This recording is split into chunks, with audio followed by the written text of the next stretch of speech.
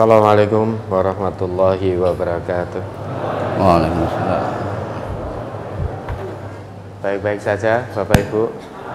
Alhamdulillah ya. Mari kita mulai. Bismillahirrahmanirrahim. Ada pertanyaan dari brosurnya Ustaz? Ada beberapa pertanyaan dari brosur. Jangan sulit-sulit ya. Okay. Di halaman 2 surat Nuh ayat 1 sampai 4. A'udzu billahi minasyaitonir rajim. Bismillahirrahmanirrahim. Inna arsalna Nuhan ila qaumihi an anzir qaumaka min qabli an ya'tiyahum 'adzabun alim. Qala ya qaumi inni lakum nadhirum mubin. Ani abudullaha wattaquhu wa ati'un. Yaghfir lakum min dzunubikum wa yu'akhirkum ila ajalin musamma. Inna ajalallahi iza jaa la yu'akhkhar law kuntum ta'lamun. Sesungguhnya kami telah mengutus Nuh kepada kaumnya dengan memerintahkan, berilah kaummu peringatan sebelum datang kepadanya azab yang pedih. Nuh berkata, hai kaumku, sesungguhnya aku adalah pemberi peringatan yang menjelaskan kepada kamu, yaitu sembahlah olehmu Allah, bertakwalah kepadanya dan taatlah kepadaku. Niscaya Allah akan mengampuni sebagian dosa-dosamu dan menangguhkan kamu sampai kepada waktu yang ditentukan. Sesungguhnya ketetapan Allah apabila telah datang tidak dapat ditangguhkan kalau kamu mengetahuinya. Yang ditanyakan dan menangguhkan kamu sampai kepada waktu yang ditentukan. Ini mohon penjelasan. Ya, waktu yang telah ditentukan. Jadi Nabi Nuh ini diutus oleh Allah kepada kaum penyembah berhala. Dulu kaumnya Nabi Nuh ini sebetulnya itu beriman kepada Allah sebelumnya. Ada di antara mereka itu 5 orang soleh, namanya Wad, kemudian Su'a, Yahus, Ya'uq, kemudian Nasr. Itu 5 orang solehnya.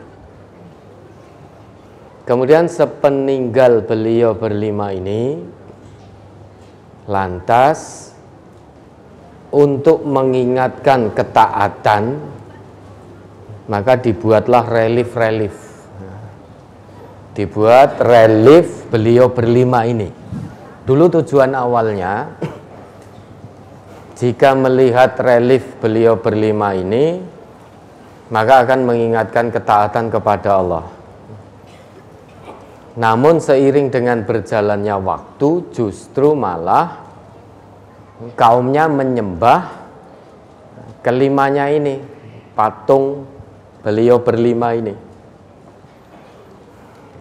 Lah kemudian diutuslah Nabi Nuh untuk meluruskan bahwa penyembahan berhala itu satu kesesatan yang luar biasa. Maka diutus oleh Allah untuk memberi peringatan pada kaumnya. Ani'budullah wattaquh, sembahlah Allah dan bertakwalah kepadanya. Wa ati'un, dan taatilah aku, yaitu Nabi Nuh, sebelum datang waktu atau azab yang telah ditentukan. Karena biar bagaimanapun, jika satu kaum itu terus durhaka kepada Allah, maka azab yang akan diterima. Namun sebelum itu Allah beri tangguh dulu. Tidak langsung diazab begitu saja. Begitu menolak seruan Allah, tidak mau mentaati Allah, tidak langsung diazab, diberi tangguh.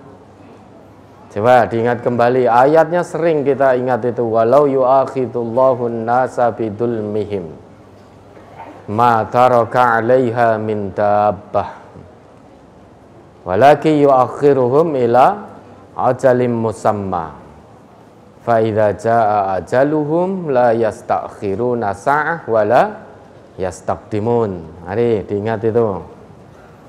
Surat An-Nahl ayat 61, nomor surat 16. Walau yu'akhidullahu an-nasa bizulmihim ma taraka 'alaiha min dabbatin walakin yu'akhiruhum ila ajalin musamma fa idza jaa ajaluhum la yastakhiruna sa'atan wa la yastaqdimun.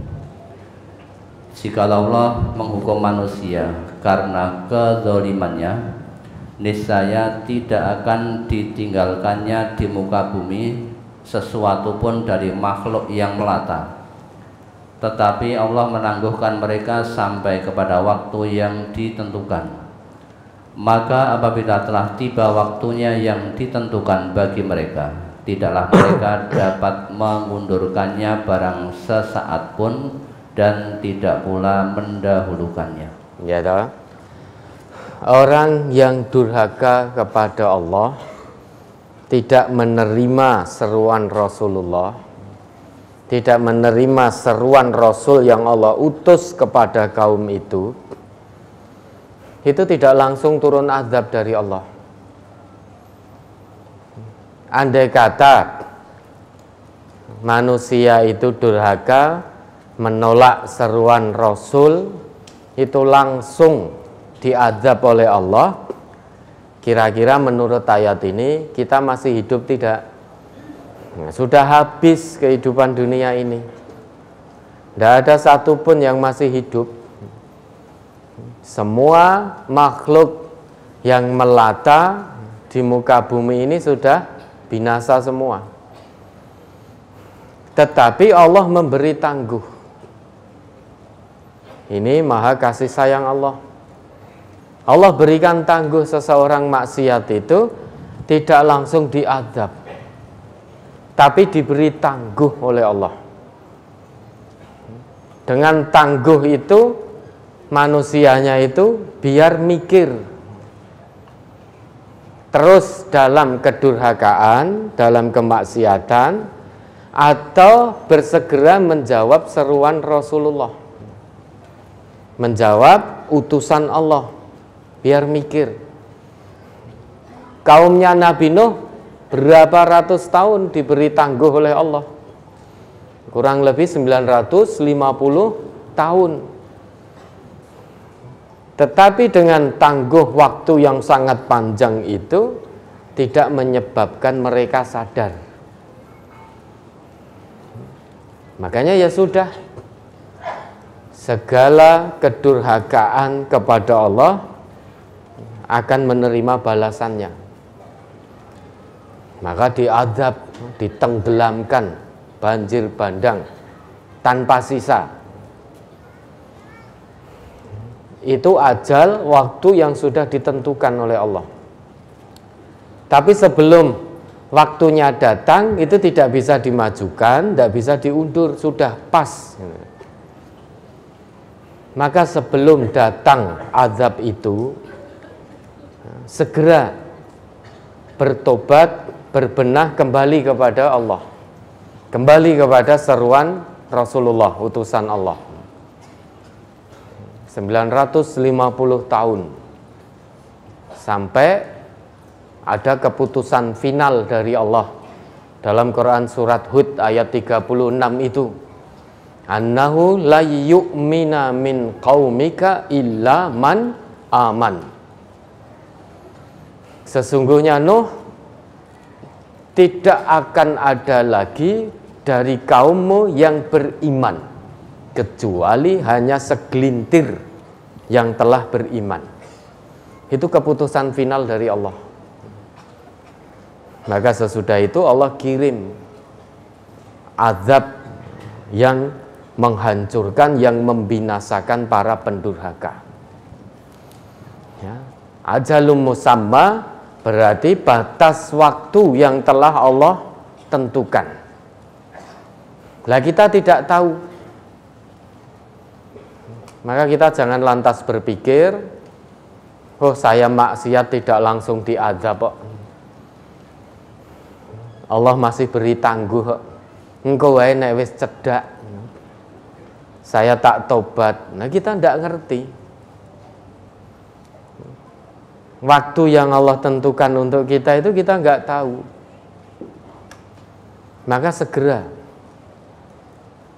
kembali, jangan ditunda-tunda. Kalau ternyata waktu yang Allah tentukan ajalum musamma kita itu besok, sekarang kita masih merasa aman dengan kemaksiatan yang dilakukan, dengan kedurhakaan yang dilakukan. Kalau sudah datang perintah Allah, ya sudah, kita berputus asa. Yang bisa kita lakukan hanya berputus asa. Penyesalan tiada guna. Itu yang terjadi di umat-umat terdahulu, para pembangkang, pendurhaka. Dan ini tidak menutup kemungkinan umat sekarang juga akan mengalami hal yang serupa. Kalau terus-terusan dalam kemaksiatan kepada Allah, sudah berapa kali Allah beri peringatan demi peringatan, namun tetap merasa aman dengan mengatakan, oh itu fenomena alam biasa. Ya toh, bencana yang bertubi-tubi datang, terus kemudian ada yang, kalau orang yang hatinya bening, penuh dengan keimanan, melihat itu sebagai peringatan dari Allah. Karena biar bagaimanapun ketetapan Allah, maka Allah liyuhlikal qura bidzulmin wa ahluha muslihun. Allah tidak binasakan satu penduduk negeri jika penduduk negeri itu orang-orang yang gemar berbuat soleh, berbuat baik. Namun Allah sebelum membinasakan satu kaum, sudah menjadi sunatullah, ketetapan Allah, Allah beri peringatan demi peringatan dulu. Namun kemudian jika kita merasa aman, terus dalam kemaksiatan, maka ketetapan Allah akan berlaku.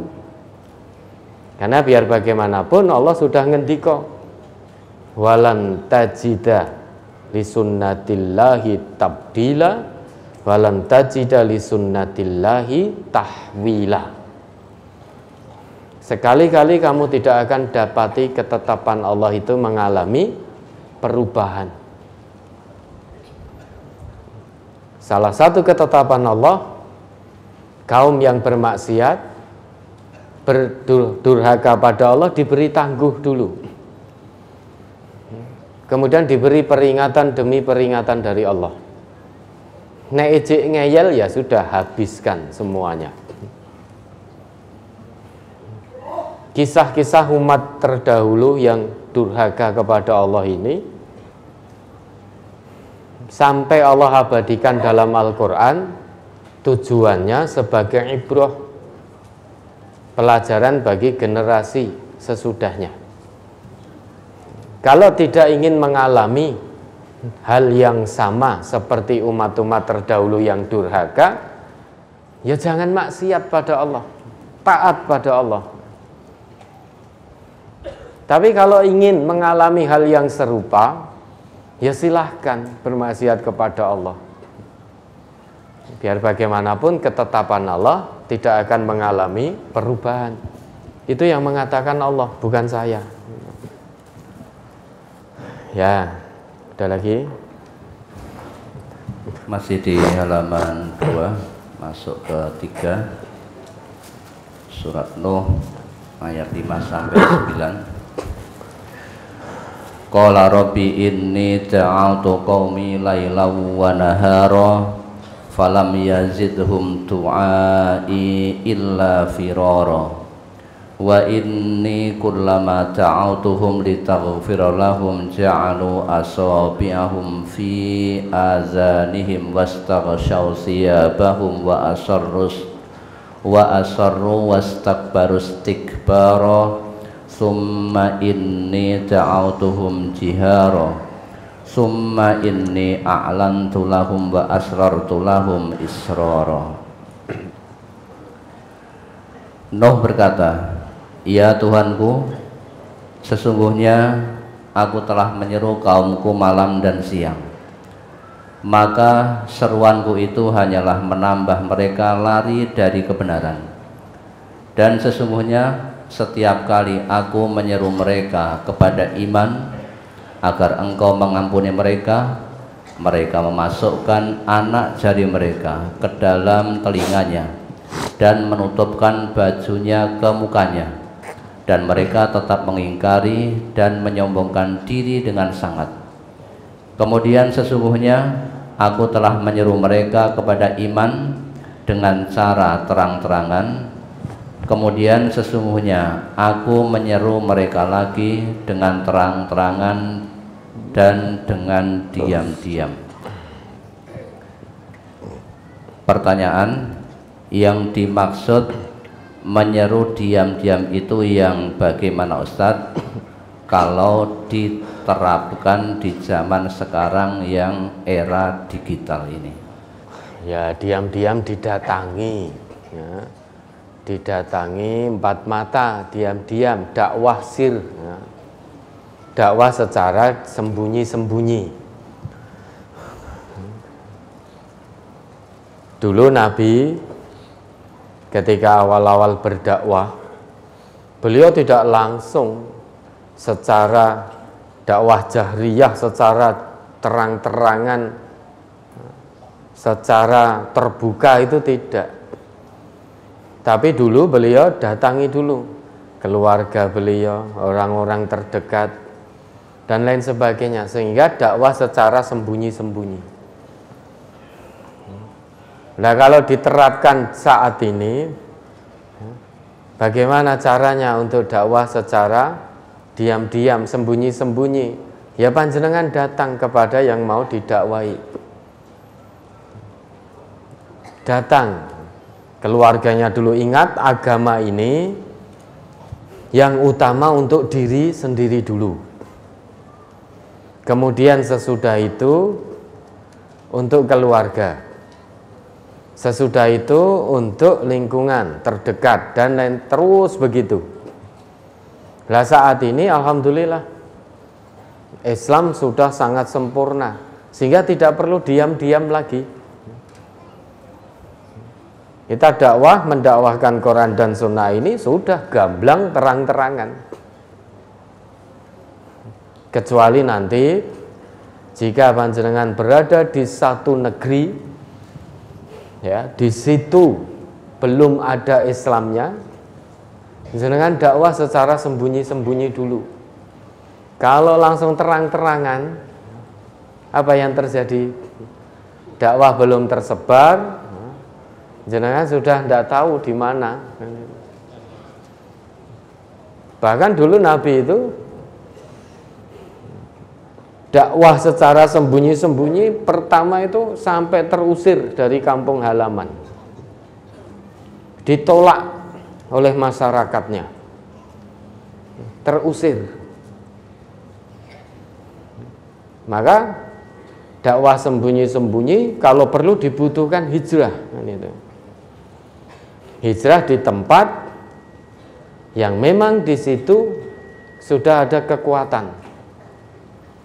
Hijrah bukan sebagai pengecut terus berhenti dakwah, bukan. Tapi hijrah menyusun strategi.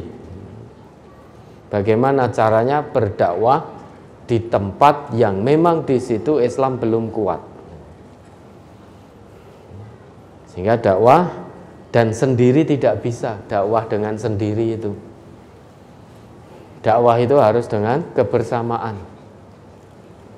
Dulu Nabi sebetulnya cukup mudah bagi Allah menolong Rasulnya untuk dakwah tanpa ada halangan rintangan. Namun kenapa Allah sampai Rasulnya itu terusir dari kampung halaman? Allah hendak memberikan pengajaran dan pelajaran yang sangat istimewa kepada kita semua, bahwa dakwah tidak bisa sendiri. Dakwah harus secara bersama-sama. Kalau sendiri itu masih rapuh. Tetapi kalau dengan kebersamaan itu akan kuat. Sapu lidi itu kalau satu itu rapuh sekali. Tapi kalau dibongkok bareng-bareng itu jadi kuat. Sapu lidi satu bisa enggak jenengan pakai untuk nyapu? Enggak bisa. Tapi jika disatukan itu bisa. Makanya dakwah itu butuh kekuatan. Kekuatan itu dengan kebersamaan. Kekuatan dengan kebersamaan. La ghalabata illa bil quwwah. Tidak ada kemenangan kecuali dengan kekuatan. Wala quwwata illa bil ittihad. Tidak ada kekuatan kecuali dengan kebersamaan. Wala ittihada illa bil fadail. Tidak ada kebersamaan tanpa nilai-nilai kebaikan. Jadi yang dimaksud bersama itu kalau di situ ada nilai-nilai kebaikan. Meski fisiknya bersama, membentuk satu komunitas, namun jika dalam komunitas itu tidak ada nilai-nilai kebaikan, maka itu tidak disebut dengan kebersamaan. Tidak menghasilkan kekuatan yang sesungguhnya. Wala fadaila illa biddin. Nilai-nilai kebaikan itu tidak ada kecuali dengan agama. Waladina illa ma waffaqal kitab wa sunnah. Tidak ada agama kecuali yang berkesesuaian dengan Al-Quran dan As-Sunnah. Maka kekuatan itu akan muncul jika kita berpegang teguh dengan Quran dan Sunnah. Kebersamaan akan tumbuh jika kita semuanya taslim pada Al-Quran dan As-Sunnah. Namun untuk membentuk kebersamaan itu, Nabi itu sampai hijrah dulu itu, mempersaudarakan kaum Muhajirin dan Ansor. Setelah bersatu padu, qalban wa jasadan, hati dan fisik umat Islam pada waktu itu, maka kekuatan dakwah menjadi muncul sehingga Islam tersebar ke seluruh penjuru dunia. Maka kemudian dikenal dengan Fathu Makkah, membuka kota Mekah yang dulu Nabi terusir. Nabi harus dakwah sembunyi-sembunyi dulu, tidak terang-terangan sampai beliau hijrah. Begitu kekuatan terwujud atas izin dan ridha Allah melalui kebersamaan hati dan fisik umat Islam, maka cahaya Al-Quran terpancar ke seluruh penjuru negeri sehingga Fathu Makkah. Nah, itu dakwah sembunyi-sembunyi sehingga tidak terang-terangan, datangi empat mata secara diam-diam, ya, diajak kembali pada Allah, kembali pada Rasulullah. Nah, nanti kalau sudah ada kekuatan dakwah baru terang-terangan. Ya, ada lagi. Masih di halaman 3 surat Nuh ayat 21. Qala Nuhur rabbi innahum asawni wattaba'u man lam yazidhu maluhu wa waladuhu illa khasara. Nuh berkata, ya Tuhanku, sesungguhnya mereka telah mendurhakaiku dan telah mengikuti orang-orang yang harta dan anak-anaknya tidak menambah kepadanya melainkan kerugian belaka. Ini mohon dijelaskan. Jadi pembesar-pembesar kaumnya Nuh itu terus menolak seruan dakwah Nabi Nuh dan mengatakan kepada rakyat biasa agar jangan mentaati Nuh, dengan mengatakan bahwa Nuh ini hanya manusia biasa seperti kita. Nasihat-nasihat yang keluar dari Nuh itu hanya nasihat yang dibuat-buatnya sendiri, maka jangan ikuti. Sehingga masyarakat atau kaum Nuh pada waktu itu beramai-ramai, berbondong-bondong mengikuti apa yang dikatakan oleh pembesar-pembesar kaumnya. Lah pembesar-pembesar kaumnya ini punya harta yang melimpah, keturunan yang banyak dan sukses. Padahal yang namanya harta dan keturunan yang banyak dan sukses itu bukan jaminan di sisi Allah. Untung ruginya seseorang bukan ditentukan seberapa banyak kekayaannya ketika di dunia, seberapa sukses anak-anaknya ketika di dunia. Bukan itu tolok ukur kemuliaan di sisi Allah. Bukan itu tolok ukur kebahagiaan di sisi Allah. Makanya di ayat lain Allah ngendika fa'ammal insanu idza mabtalahu rabbuhu fa'akramahu wa na'amahu fayaqulu rabbi akraman wa amma idza mabtalahu faqadara alaihi rizqahu fayaqulu rabbi ahanan. Coba diingat kembali tuh Quran surat Al-Fajr ayat 15 dan 16. Surat Al-Fajr nomor surat 89 ayat 15 dan 16.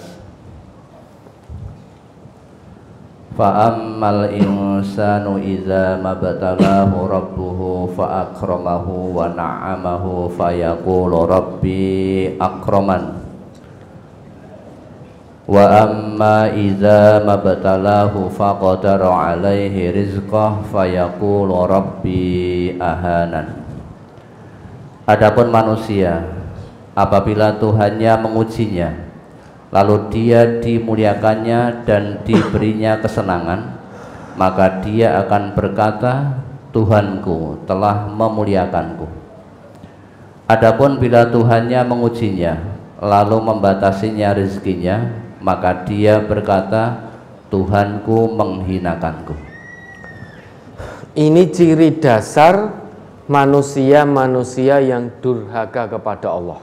Ada sebagian manusia yang melihat kemuliaan di dunia ini karena harta. Jika dia diberi harta yang banyak oleh Allah, dia meyakini bahwa Allah telah mencintainya. Kalau Allah tidak mencintainya, tidak mungkin Allah akan berikan harta yang melimpah pada dirinya. Maka dengan demikian dia akan berlaku semena-mena. Tidak mungkin Allah akan mengadabku. Lalu Allah mencintaiku. Buktinya aku diberi pangkat yang tinggi.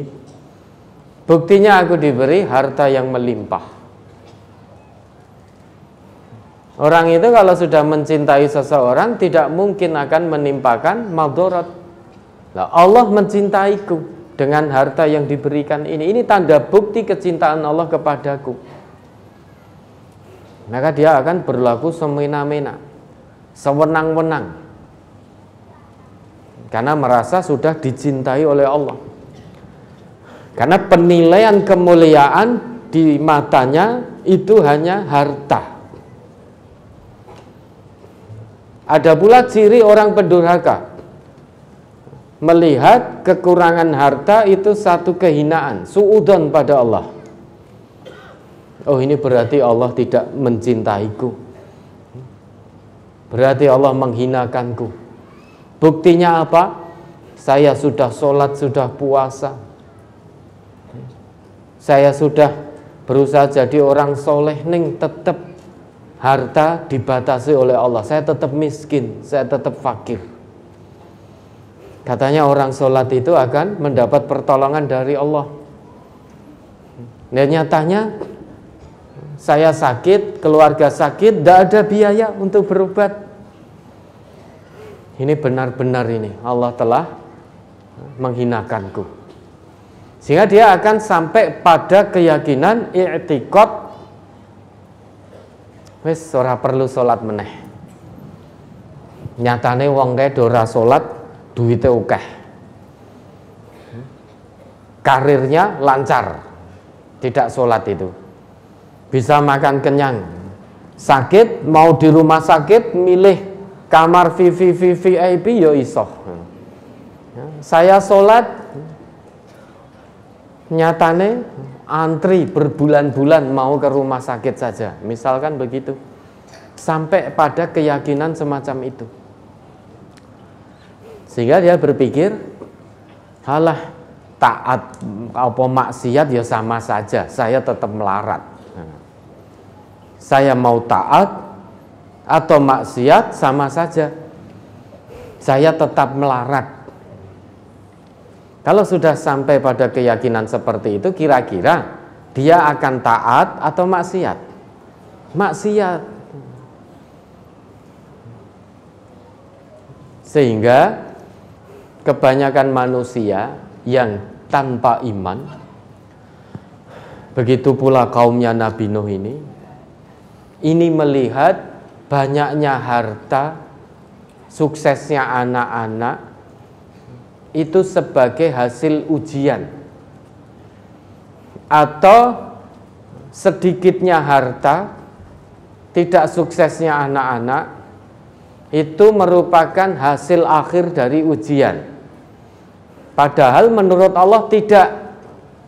Yang namanya harta melimpah yang Allah berikan, anak-anak yang sukses, pinter-pinter, atau harta yang Allah batasi, karir yang Allah batasi, anak-anak yang tidak sukses, dalam arti tidak terlalu pinter, itu semuanya merupakan bahan ujian, materi ujian dari Allah, bukan sebagai hasil ujian.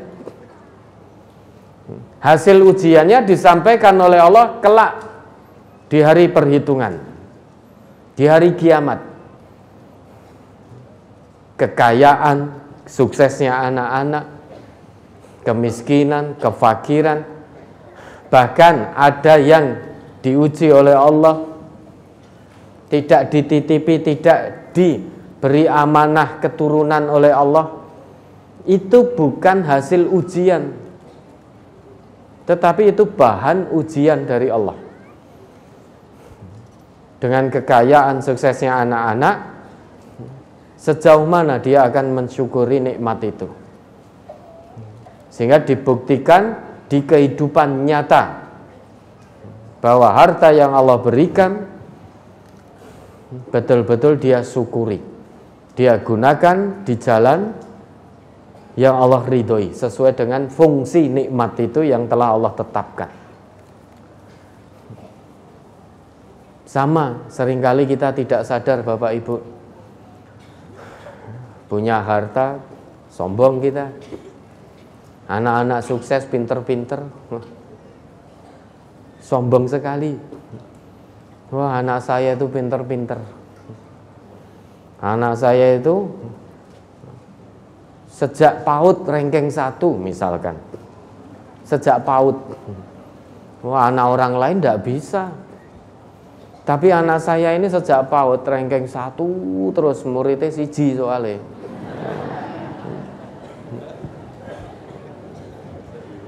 Ya, sehingga ranking jadi acuan. Ranking jadi acuan.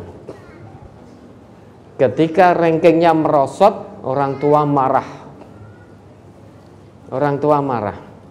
Akhlaknya merosot, biasa saja. Seringkali kita keluar-keluar di mana-mana bahwa anak saya, keturunan saya ini luar biasa, jenius semuanya. Tanpa sadar sudah sombong. Kalau itu yang terjadi, bersikap terhadap harta yang Allah titipkan, keturunan sukses yang Allah titipkan, sikapnya seperti itu, maka harta dan suksesnya anak-anak hanya akan menambah kerugian demi kerugian di sisi Allah. Sama dengan harta yang dimiliki pembesar-pembesar kaumnya Nabi Nuh. Anak-anak yang mereka miliki, keturunan-keturunan mereka yang sukses, itu ternyata menyilaukan orang awamnya, sehingga lebih memilih mengikuti pembesar-pembesar negerinya daripada mengikuti seruan Nabi Nuh. Karena yang dilihat, oh ini pembesar negeri, hartanya banyak, anaknya sukses-sukses, oh ini mulia, ini orang-orang yang mulia, maka lebih baik saya mengikuti pembesar-pembesar negeri ini, pembesar-pembesar kaumnya Nabi Nuh, karena sudah terbukti punya harta mewah, pangkat dan kedudukan tinggi, anak-anaknya keturunannya sukses. Kalau ingin mulia, saya ikuti ini daripada saya ikuti Nabi Nuh sengsara. Maka dikatakan oleh Allah di situ, malam yazidhu maluhu wa waladuhu illa khasara. Harta dan anak-anaknya para pembesar itu hanya menambah kerugian demi kerugian. Maksudnya lebih memilih kesesatan yang diserukan oleh pembesar kaumnya daripada memilih mentaati mengikuti seruan yang dibawa oleh Nabi Nuh. Maka tolak ukur sukses mulia di sisi Allah bukan banyaknya harta, bukan pula suksesnya anak-anak kita. Itu semua merupakan materi ujian dari Allah, bahan ujian dari Allah, bukan hasil akhir, bukan nilai ujian, tapi baru merupakan bahan ujian dari Allah. Dengan pangkat tinggi, karir lancar, harta melimpah, anak-anaknya sukses, atau kesehatannya prima terus, itu semuanya bahan ujian. Dia bisa bersyukur tidak di kehidupan nyata ini, untuk kelak dipertanggungjawabkan di hadapan Allah. Atau dia tidak punya pangkat, karirnya rendet, ngelamar sana ke sini tidak diterima, harta dibatasi oleh Allah, hidup dalam garis kemiskinan, kesehatannya juga tidak prima. Dia bisa sabar tidak menghadapi bahan ujian dari Allah itu. Nah, nilainya, hasil akhir dari ujian itu nanti akan Allah berikan fi yaumil hisab, bukan di dunia ini. Hasil akhirnya nanti diberikan di sana. Nilai dari ujian yang kita jalani ini, penilaiannya akan diberikan oleh Allah kelak di hari pertanggungjawaban amal. Ya, makanya kita harus jadi umat Nabi Muhammad yang cerdas. Pilih seruan Rasulullah, atau pilih seruan orang-orang kaya yang menyimpang dari Allah, namun dia punya harta, punya pangkat, kedudukan, dan anak-anak keturunannya sukses. Kita pilih mana? Kan begitu. Ya, ada lagi? Di halaman 5 masuk ke 6 surat Al-Mu'minun ayat 27. Fa'auhayna ilaihi anisna'il fulka bi'ayunina wa wahyina fa idza jaa amruna wa faratan nur fasluk fiha min kulli zawjaini itsnaini wa ahlaka illa man sabaqa alaihi alqawlu minhum wa la tukhatibani fil ladzina zalamu innahum mughraqun. Lalu kami wahyukan kepadanya, buatlah bahtera di bawah penilikan dan petunjuk kami. Maka apabila perintah kami telah datang dan tanur telah memancarkan air, maka masukkanlah ke dalam bahtera itu sepasang dari tiap-tiap jenis dan juga keluargamu, kecuali orang yang telah lebih dahulu ditetapkan akan ditimpa azab di antara mereka. Dan janganlah kamu bicarakan dengan aku tentang orang-orang yang zalim, karena sesungguhnya mereka itu akan ditenggelamkan. Mohon dijelaskan pada kalimat buatlah bahtera di bawah penilikan dan petunjuk kami, kemudian tanur telah memancar. Apa maksud daripada tanur? Tanur itu tempat pembakaran tepung pada waktu itu. Jadi Allah memberi tanda bahwa azab itu nanti akan datang secara merata. Tandanya ketika tempat-tempat pembakaran tepung itu nanti sudah terpancar air, tergenang air di situ, berarti itu tanda datangnya banjir bandang. Jadi diberi tanda awal oleh Allah. Nanti kalau kamu, Nuh, sudah melihat tanur itu dipenuhi dengan air, maka segera naik kamu bersama orang-orang yang beriman kepadamu ke kapal itu. Jadi tanda awal datangnya azab itu dengan memancarnya air dari di tanur itu, tempat-tempat pembakaran tepung. Itu tanda. Sebelum tanur memancarkan air, kamu jangan naik ke kapal dulu. Jangan naik ke kapal dulu. Nanti sesudah tanur itu dipenuhi air, memancarkan air, baru kamu dan orang-orang yang beriman naik ke kapal. Awal mula banjir bandang akan muncul atau ditandai dengan tanur yang dipenuhi air. Naik, kecuali tidak boleh naik yang orang-orang yang memang sudah ditetapkan untuk ditenggelamkan oleh Allah, termasuk istrinya Nabi Nuh dan anaknya Nabi Nuh. Nggak boleh ikut naik itu. Ya, itu maksud dari at-tanur. Sehingga diberi tanda oleh Allah, nanti azab ini akan datang banjir bandang yang sangat besar, membinasakan kaummu yang durhaka tanpa tersisa. Itu tanda awalnya adalah tanur, tempat pembakaran tepung itu memancarkan air, dipenuhi dengan air. Maka itu tanda awal. Kalau kamu sudah lihat itu, wahai Nuh, naik ke kapal bersama orang-orang yang beriman. Ya, ada lagi.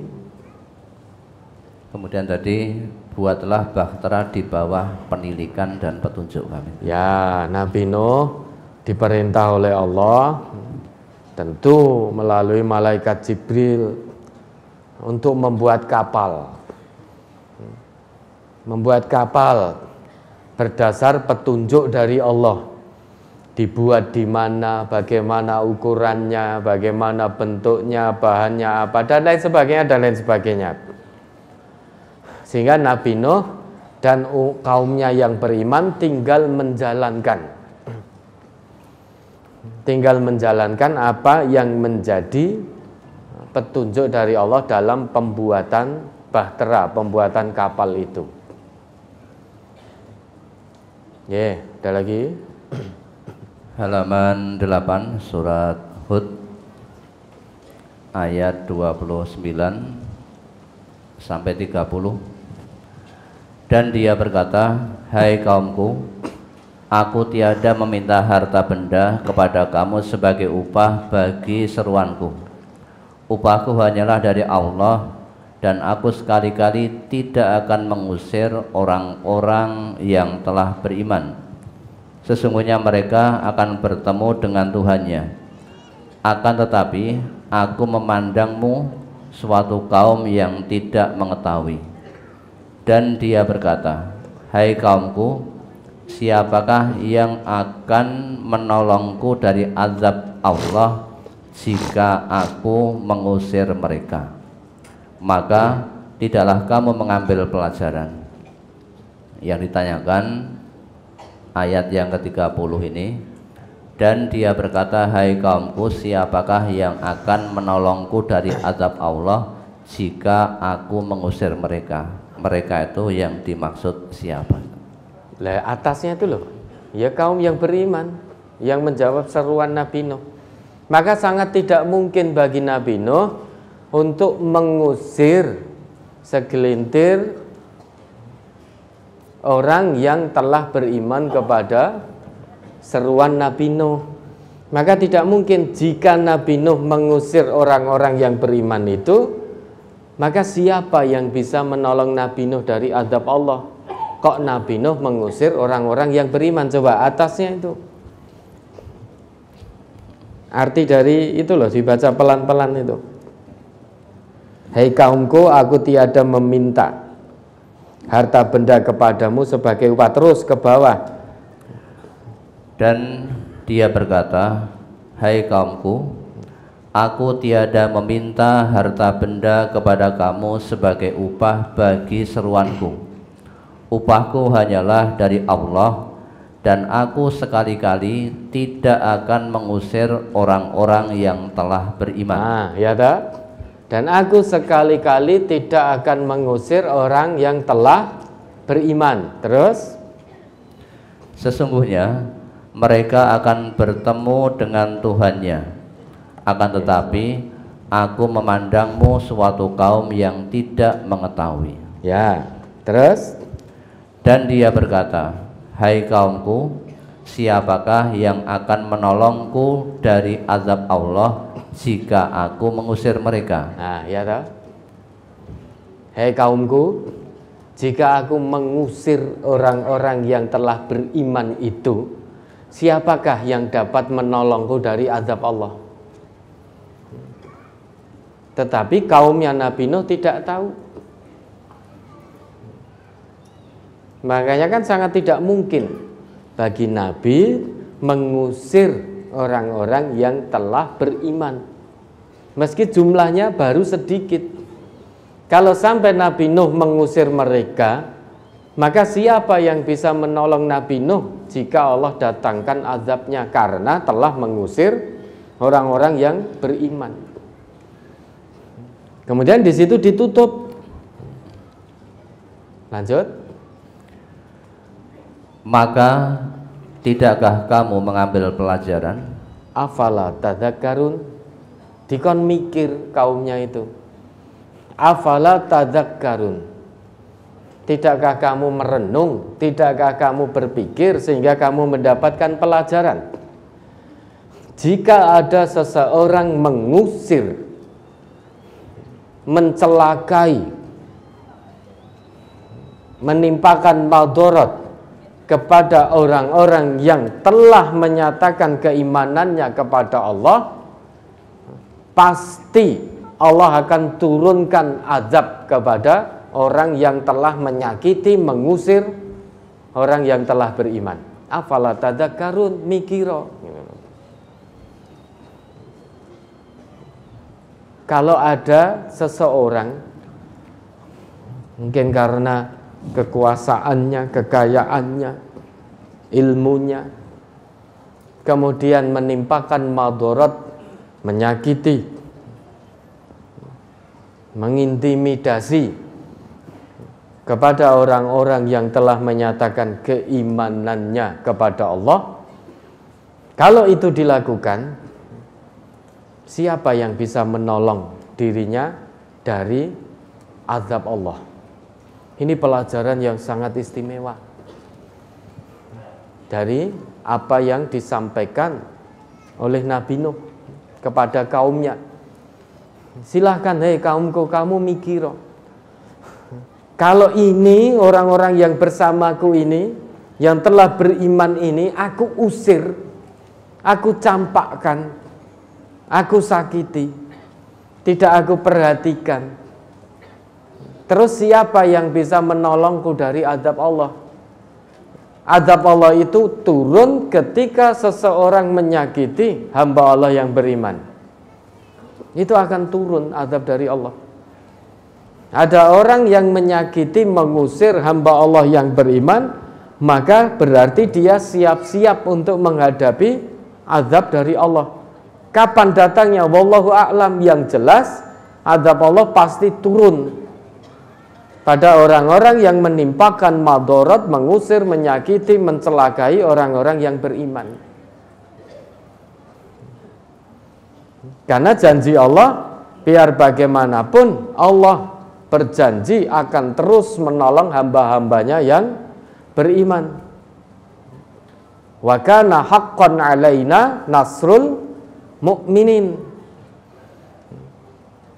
Dan wajib bagi kami, kata Allah begitu, untuk terus mendatangkan pertolongan pada orang-orang yang beriman sampai Allah mewajibkan dirinya. Sampai Allah mewajibkan dirinya untuk terus menolong hamba-hambanya yang beriman. Namun datangnya pertolongan itu butuh kesabaran. Namun ingat, ala inna nasrallahi qarib, pertolongan Allah kepada hambanya yang beriman sangat dekat. Kapan itu? Hanya Allah yang tahu. Yang jelas, persyaratan untuk mendapatkan pertolongan Allah harus terpenuhi dulu. Butuh kesungguhan, butuh kesabaran, butuh keikhlasan untuk kemudian berhak mendapatkan pertolongan dari Allah. Maka pelajaran yang berharga, jika ada orang yang mengusir, mencelakai orang yang beriman, menyakiti, melukai, menumpahkan darah orang yang beriman, berarti orang ini siap-siap untuk menghadapi azab dari Allah. Ketika azab Allah turun, azab Allah datang, tidak ada satupun yang bisa menolongnya. Tidak jabatannya, tidak hartanya, tidak anak-anaknya, tidak handai tolannya, tidak karib kerabatnya, semuanya tidak akan bisa menolong, mencegah datangnya azab dari Allah. Ya, ada lagi. Halaman 11 masuk 12 surat Hud ayat 45 sampai 48. Wa nada Nuhu rabbahu faqala rabbi inna bani min ahli wa inna wa'dakal haqq wa anta ahkamul hakimin. Qala ya Nuhu innahu laisa min ahlik innahu amalun ghairu salihin fala tas'alni ma laisa laka bihi ilm inni a'idzuka an takuna minal jahilin. Qala rabbi inni a'udzubika an as'alaka ma laisa li bihi ilm wa illa taghfirli wa tarhamni akum minal khasirin. Qala ya Nuh qila ya Nuh khubit bisalamin minna wa barakatin alaika wa ala umamim mimman ma'ak wa umamun sanumatti'uhum summa yamassuhum minna azabun alim. Tilka min amba'il ghaibi nuhiha ilaik ma kunta ta'lamuha anta wala qaumuka min qabli hadza fasbir innal aqibata lil muttaqin. Dan Nuh berseru kepada Tuhannya sambil berkata, ya Tuhanku, sesungguhnya anakku termasuk keluargaku, dan sesungguhnya janji Engkau itulah yang benar, dan Engkau adalah hakim yang seadil-adilnya. Allah berfirman, hai Nuh, sesungguhnya dia bukanlah termasuk keluargamu yang dijanjikan akan diselamatkan. Sesungguhnya perbuatannya perbuatan yang tidak baik. Sebab itu janganlah kamu memohon kepadaku sesuatu yang kamu tidak mengetahui hakikatnya. Sesungguhnya aku memperingatkan kepadamu supaya kamu jangan termasuk orang-orang yang tidak berpengetahuan. Nuh berkata, ya Tuhanku, sesungguhnya aku berlindung kepada Engkau dari memohon kepada Engkau sesuatu yang aku tiada mengetahui hakikatnya. Dan sekiranya Engkau tidak memberi ampun kepadaku dan tidak menaruh belas kasihan kepadaku, niscaya aku termasuk orang-orang yang merugi. Difirmankan, hai Nuh, turunlah dengan selamat sejahtera dan penuh keberkatan dari kami atasmu dan atas umat-umat yang mukmin dari orang-orang yang bersamamu. Dan ada pula umat-umat yang kami beri kesenangan pada mereka dalam kehidupan dunia. Kemudian mereka akan ditimpa azab yang pedih dari kami. Itu adalah di antara berita-berita penting tentang yang gaib yang kami wahyukan kepadamu Muhammad. Tidak pernah kamu mengetahuinya dan tidak pula kaummu sebelum itu. Maka bersabarlah, sesungguhnya kesudahan yang baik adalah bagi orang-orang yang bertakwa. Pertanyaan, mohon dijelaskan pada ayat ini, karena ada orang tua yang beriman kadang diuji oleh perilaku anak-anaknya yang ngontang-ngantengke keimanan orang tuanya, sehingga orang tua itu terasa bentoyong menjalani kehidupan dan ujian. Kemudian disebutkan bahwa anaknya Nabi Nuh alaihissalam tidak mau taat kepada ayahnya. Berkaitan dengan hal tersebut, mohon nasihat Ustadz. Anak saya masih pacaran, padahal sudah kami nasihati selaku orang tua, tapi anak saya masih tetap melanggarnya. Anak saya selalu menunda-nunda sholat, padahal sudah kami opiak-opiak ke masjid untuk sholat. Ini mohon nasihatnya. Anaknya perempuan kok pasaran, ya toh? Kalau anak laki-laki kan sepak bola, ya toh? Badminton. Kalau anak perempuan kan dakon, pasaran, ya. Maka pentingnya ngaji.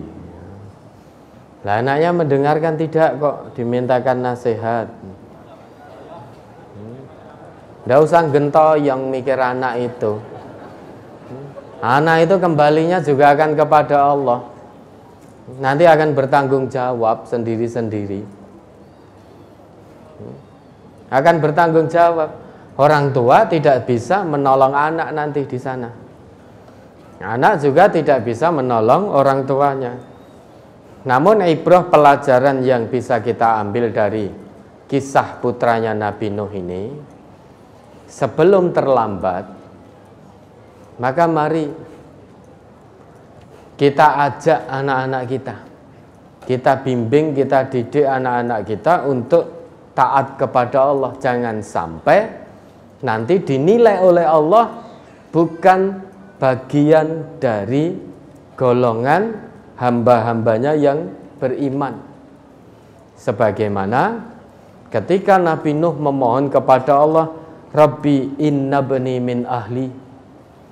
Ya Allah, ya Tuhanku, sesungguhnya anakku ini keluargaku. Tapi jawab Allah apa? Innahu laisa min ahlik, innahu amalun ghairu soleh. Benar wahai Nuh, dia itu anakmu, tetapi ketahuilah dia bukan keluargamu. Karena orang durhaka tidak akan bisa menyatu dengan orang yang beriman. Orang durhaka akan bercampur dengan keluarga yang durhaka. Keluarga yang beriman akan bertemu dengan keluarga yang beriman meskipun tidak satu nasab, meskipun tidak ada hubungan darah. Maka persaudaraan yang diikat dengan keimanan dan ketakwaan itu melebihi persaudaraan karena nasab jika tanpa iman. Di sisi Allah, hubungan persaudaraan sesama mukmin lebih berharga daripada hubungan darah yang tidak ada iman. Itu di sisi Allah. Bahkan Allah sampai katakan innahu laisa min ahlik. Dia bukan ahlimu, dia bukan keluargamu wahai Nuh. Sebabnya apa? Innahu amalun ghairu soleh. Kamu berbuat soleh, anakmu tidak berbuat soleh. Kamu beriman dan bertakwa, anakmu tidak beriman dan bertakwa. Terus kemudian falatas al-lima laisa laka bi ilmun. Wes ojo sambat tentang anakmu. Itu kamu tidak tahu wahai Nuh, wes ojo sambat. Jangan mengadu kepadaku tentang nasib anakmu. Anakmu tidak beriman, kamu beriman. Anakmu tidak takwa, kamu bertakwa. Maka ini anakmu ini sekalipun darah dagingmu, namun ini bukan keluargamu. Konteks pertanyaan, anakmu sholat kadang tidak, bolong-bolong, ditunda-tunda. Sedang orang tuanya taat, sholatnya tertib banget, bahkan berfungsi tanha anil fasya wal mungkar. Menunda sholat itu sudah bentuk kemungkaran. Menunda sholat dengan sengaja karena malas, enggan, itu satu bentuk kemungkaran. Bagaimana sholatnya bisa berfungsi? Nahyun anil mungkar, wong dia sendiri mendirikan sholat karena terpaksa. Jika ditunda, ijik males. Meskipun pada akhirnya sholat, tapi sholatnya gedandapan. Tidak menyebut Allah dalam sholatnya kecuali hanya sedikit. Ini sifat sholatnya orang bertakwa atau munafik? Munafik. Ini yang mengatakan Allah. Salah satu ciri orang munafik itu, idza qamu ilas sholati qamu kusala. Malas, berdiri untuk sholat itu malas. Allah baru jam segini, Allah masih ada waktu, Allah masih baru jam segini, sudah sibuk dengan urusan dunia dulu. Tiba-tiba waktu sholat mau habis, akhirnya dia gedandapan sholat.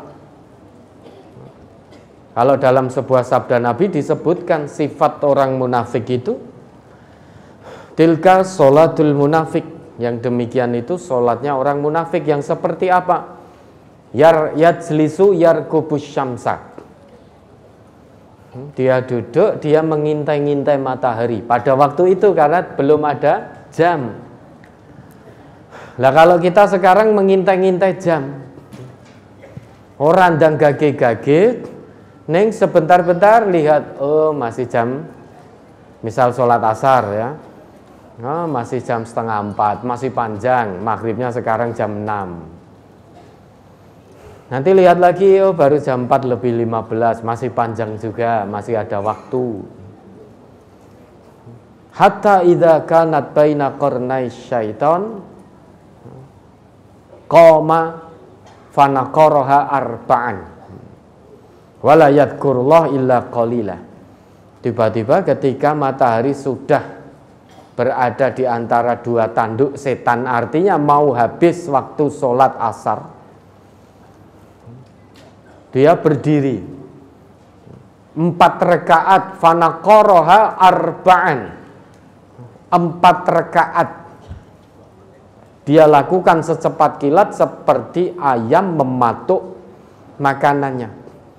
Jangan perhatikan ayam mematuk makanan, ini gambaran dari Nabi biar kita pendapat pelajaran. Ada tidak ayam mematuk makanan? Dek, pelan dinikmati dulu, leyeh-leyeh sih itu. Santai tumak nina, ada enggak? Enggak ada. Ayam itu kan ketika makan tuk tuk tuk tuk tuk tuk gitu. Lah ya. Sehingga sholatnya orang munafik ya seperti itu. Di penghujung waktu mau habis sholatnya sudah jentat-jentit buh mau coba ora ngerti. Kurune mau bolet dolin, dah gitu dah. Padahal disebutkan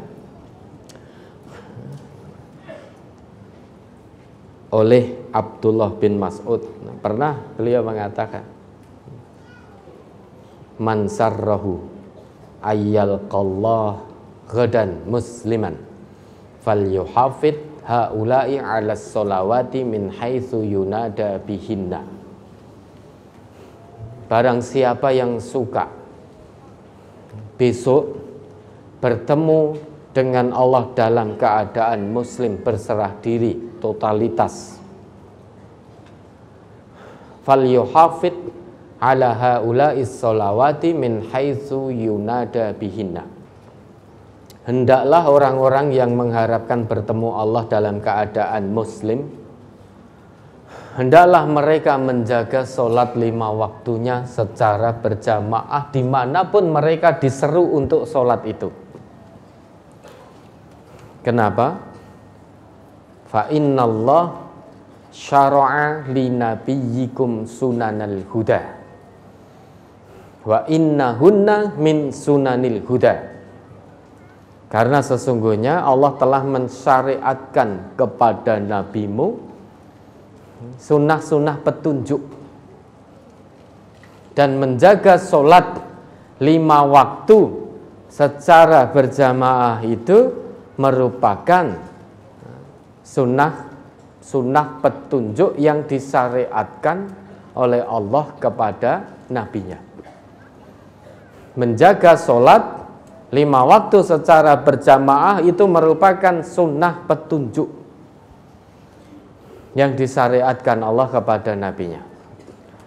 Walau annakum shallaitum fi buyutikum kama yusalli hadzal mutakhallif fi baitihi lataraktum sunnata nabiyyikum. Jika kamu terus sholat di rumahmu, ya sholat 5 waktu, terus menerus kamu sholat di rumahmu karena enggan pergi ke masjid berjamaah, seperti kama yusalli hadzal mutakhallif, seperti orang yang enggan ini sholat di rumahnya, artinya enggan ke masjid namun dia sholat di rumah. La taraktum sunnata nabiyyikum, sungguh kamu telah meninggalkan sunnah nabimu. Walau taraktum sunnata nabiyyikum la dhalaltum, jika kamu tinggalkan sunnah nabimu niscaya kamu akan tersesat jalan. Ma min rajulin yatatahharu fayuhsinut tuhur thumma ya'midu ila masjidin min hadhil masajid illa kataballahu lahu bi kulli khutwatin yakhtuha hasanah wa yarfa'uhu lahu biha darajah wa yahuttu anhu biha khati'ah. Tidaklah seseorang yang berwudu kemudian memperbagus wudunya, kemudian sesudah itu dia keluar menuju satu masjid di antara sekian banyak masjid untuk mendirikan sholat jamaah, maka melainkan Allah tetapkan di setiap langkahnya adalah kebaikan. Satu langkah yang dia langkahkan dari rumah menuju masjid akan mengangkat derajatnya di sisi Allah. Satu langkahnya yang lain akan menghapuskan dosa-dosanya di sisi Allah. Walaqad ra'aituna, dan sungguh aku, yaitu Abdullah bin Mas'ud, telah melihat keadaan kita, yaitu keadaan umat Islam. Wa ma yatakhallafu anha illa munafikun ma'lumun nifaq. Tidaklah orang yang enggan untuk berjamaah di masjid melainkan orang munafik tulen. Kemunafikannya telah tampak. Sehingga orang munafik itu kalau mau jamaah di masjid malas. Sehingga dia tidak mau sholat jamaah di masjid. Ya sholat ning omah terus dijak ning masjid moh. Padahal tidak ada udzur untuk tidak pergi ke masjid. Tidak sakit, tidak sedang punya udzur syar'i. Sehingga sebetulnya cukup mudah bagi dirinya untuk mendatangi sholat jamaah di masjid, tapi tidak mau, enggan, malas. Lah ini munafikun ma'lumun nifaq, munafik tulen yang sudah diketahui kemunafikannya. Padahal dulu itu umat Islam zaman dulu, generasi awal itu, untuk datang jamaah ke masjid itu, walaqad kana ar-rajulu yu'ta bihi yuhada bainar rajulaini hatta yuqam fis shaf. Dulu itu untuk mendapatkan kebaikan jamaah di masjid, itu sampai ada seseorang yang dipapah oleh dua laki-laki kanan kirinya, kemudian didatangkan, dipapah, dipandu untuk sampai ke dalam shaf sholat jamaah di masjid. Mungkin karena sakit, sehingga orang Islam yang lain memapah kanan kiri, karena mungkin jalan sendiri tidak bisa, sehingga dipapah hatta yuqam fis shaf, sampai diberdirikan di shaf. Tujuannya apa? Untuk mendapatkan kebaikan sholat jamaah di masjid. Atau bisa jadi dulu ada seseorang yang enggan betul untuk ke masjid, sampai didatangi dua orang, dieret-eret, ayo jamaah ning masjid. Ayo jamaah ning masjid, nganti dipapah, ini dibopong, didirikan di shaf. Ada dua kemungkinan itu. Ada yang memang sedang sakit, tidak dalam kondisi normal, namun untuk meraih kebaikan jamaah di masjid sampai dipapah oleh saudara-saudara muslimnya. Jangan sampai terlewat jamaah di masjid. Kemungkinan kedua, ada seorang munafik ben hilang kemunafikannya, biar dia tidak dicap sebagai munafik oleh Allah, maka saudara-saudara muslimnya datang ngeret-ngeret, ayo pokoknya sholat jamaah ning masjid, biar kamu tidak seperti orang munafik. Dibopong, dieret-eret sampai iki loh masjidnya, iki sofe diberdirikan. Ya mungkin saja ketika Allah Akbar terus lunga.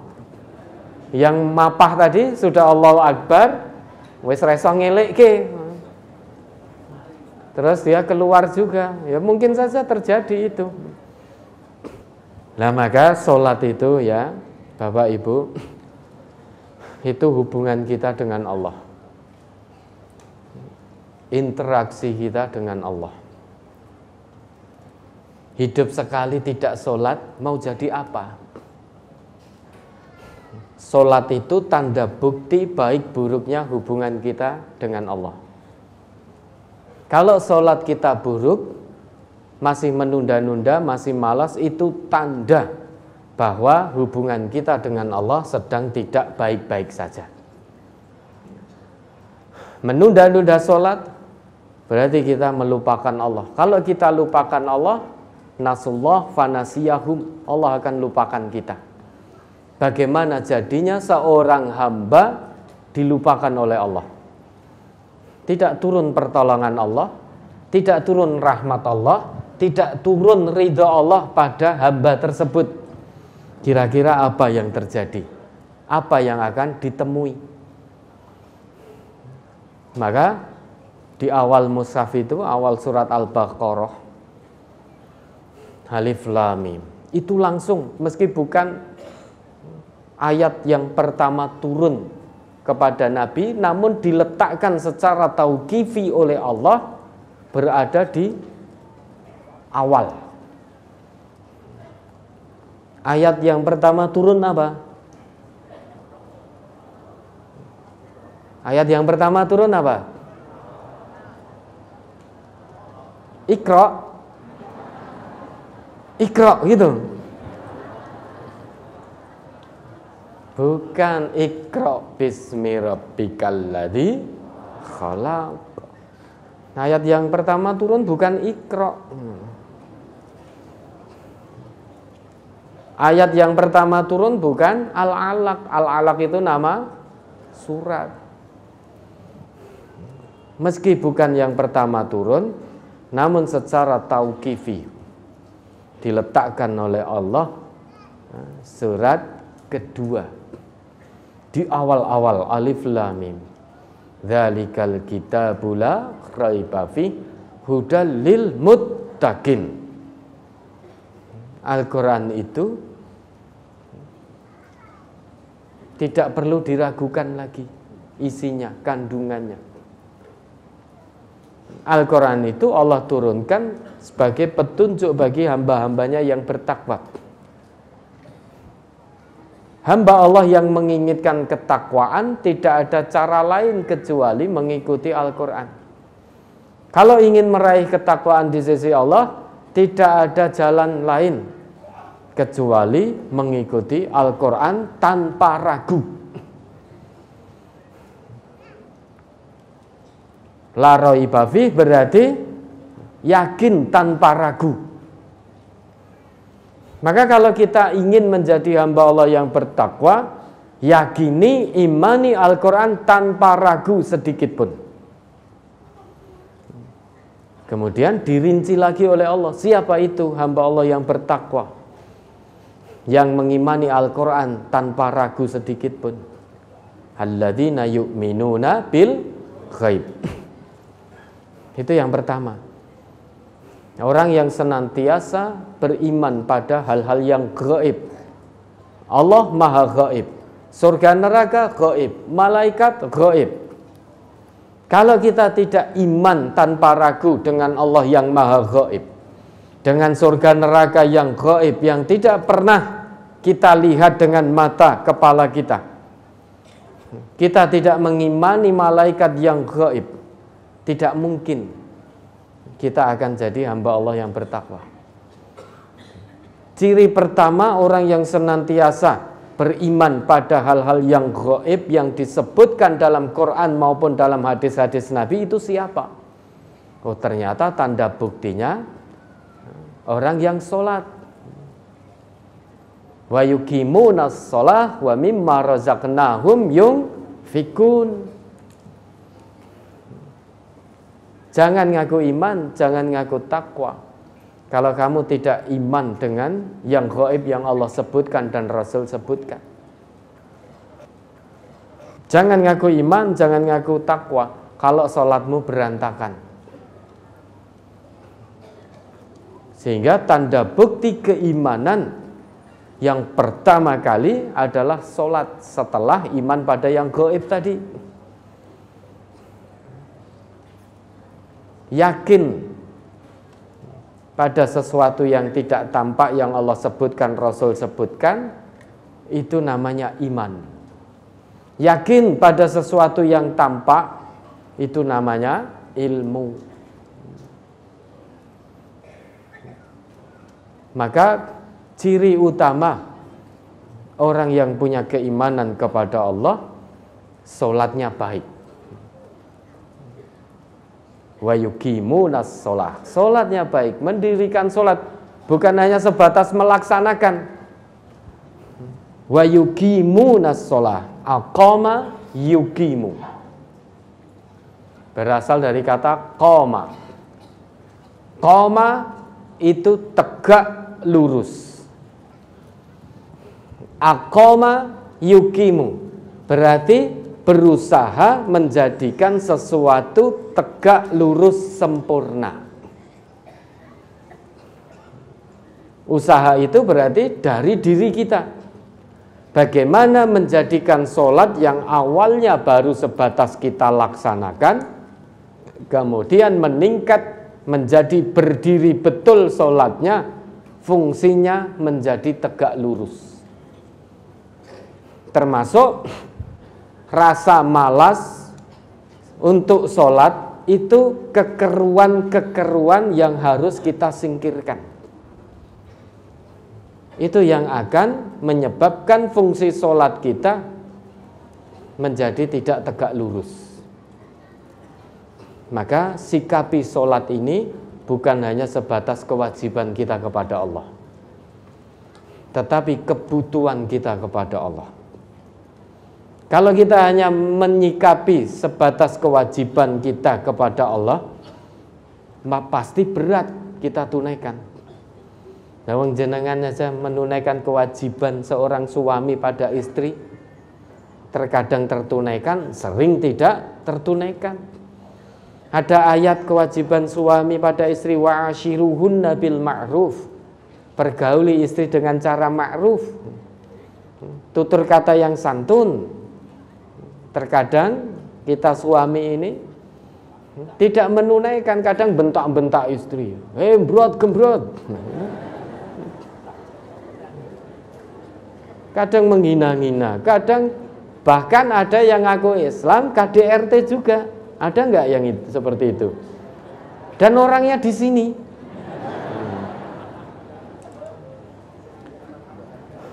Para istri juga begitu. Kadang menunaikan kewajibannya saja, kadang tertunaikan, kadang tidak. Contoh kecil, kewajiban istri itu jika dipandang suami menyenangkan, tetapi seringkali dipandang menyenangkan oleh suami orang lain. Ya, kalau kita melihat sholat hanya sebatas kewajiban, maka terkadang kita berat, malas. Tapi kalau kita melihat sholat bukan hanya sebatas kewajiban, menyikapi sebagai kebutuhan kita kepada Allah, maka insya Allah akan nikmat, ringan, dan kita rindu, kangen. Kita akan bertemu dengan Allah. Selesai sholat subuh, baru selesai sudah menanyakan, kapan nanti waktunya, jam berapa sholat duhur. Baru selesai sholat duhur sudah rindu, tunaikan sholat asar, begitu seterusnya. Saking rindunya bertemu dengan Allah, berinteraksi dengan Allah. Karena sholat tidak bisa buat waktu sendiri. Sholat-sholat wajib sudah ditentukan oleh Allah. Maka antara subuh dan zuhur, fulan ini dia akan zuha. Saking rindunya kepada Allah, interaksi pada Allah.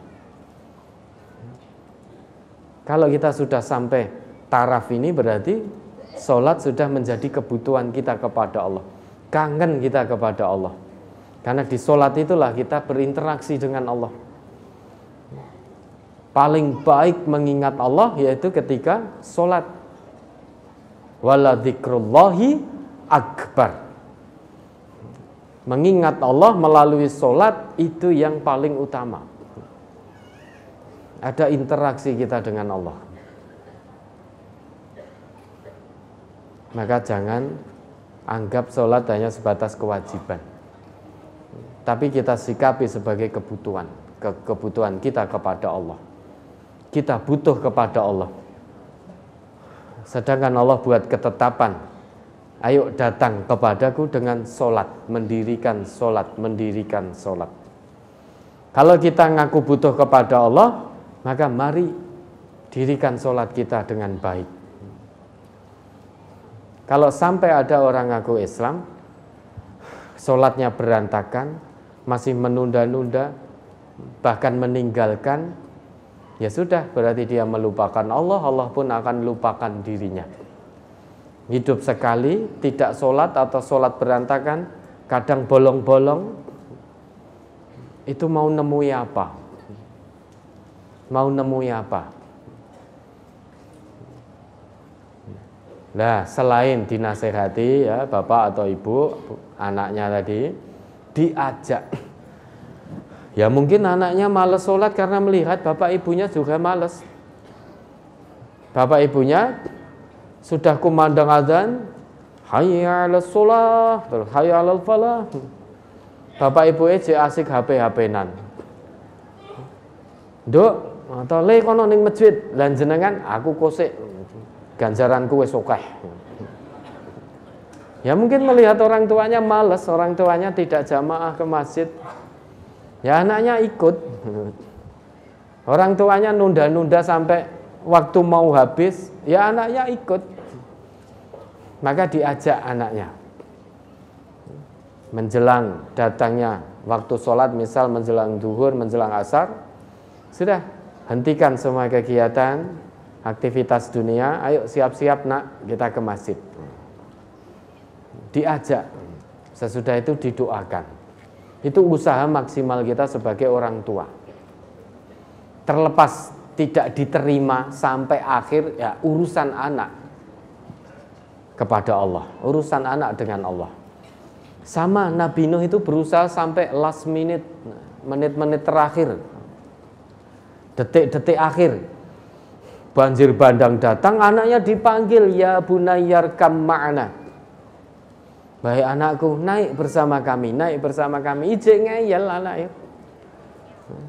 Tidak wahai ayah, aku akan naik ke gunung itu. Ya simuni minal ma'. Yang mana gunung itu akan menyelamatkanku dari banjir itu. Padahal dijawab oleh ayahnya, la asimal yaum. Hari ini tidak ada yang bisa menyelamatkanmu dari ketetapan Allah. Hanya Allah yang bisa menyelamatkan. Maka mari nak, mari naik. Akhirnya anaknya sampai akhir memilih kekafiran, memilih kesesatan. Ya sudah. Secara manusiawi Nabi Nuh berduka, Nabi Nuh bersedih, mengadu kepada Allah, Rabbi inna bni min ahli, ya Allah, itu putraku, keluargaku, ya Allah, kenapa engkau tenggelamkan? Kenapa engkau azab juga, ya Allah?